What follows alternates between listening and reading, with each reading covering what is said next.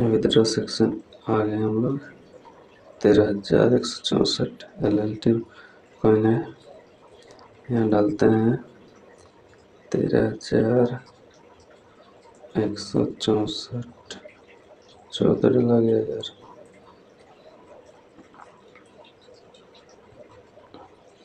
यहाँ मेथड चुनना है डिपॉजिट पे का, और यहाँ ईमेल एड्रेस। वो देख सकते हैं 0.12 USDC कॉइन हमको रिसिप्ट होगा। चलिए लगाते हैं विदड्रॉ रिक्वेस्ट। ये देखिए भाई लोग, रिक्वेस्ट तो सबमिट हो गया है।